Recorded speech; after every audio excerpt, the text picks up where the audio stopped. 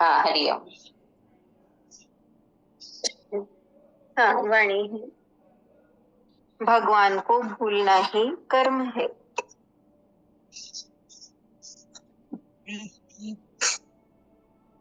यही भाव कि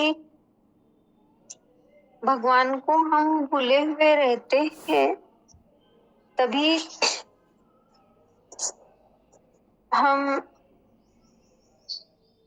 स्थूल के कर्मों में भी रमे रहते हैं, उन्हीं को ही अपना कर्तव्य मानते हैं और भगवान के लिए भी कर्म ही करते हैं। भाव से भाव नहीं होता, प्रेम नहीं होता।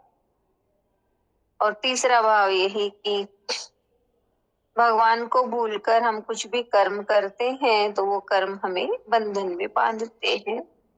और वही ईश्वर हमें हर वक्त याद रहे, हर पल याद रहे, तो तभी हम निष्कर्म या निष्काम भाव से कर्म कर पाएंगे और ऐसे कर्म हमें मुक्त करेंगे, बंधन में नहीं बांधेंगे।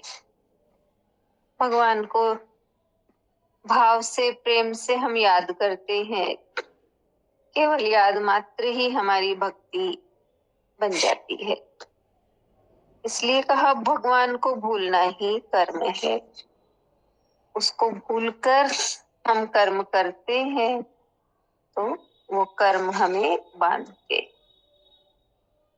दूसरी फिक्र दुनिया की क्यों करते हो साहब, श्वासें तो तुम्हारी कम हो रही है। इसमें भी यही भाव समझ में आया कि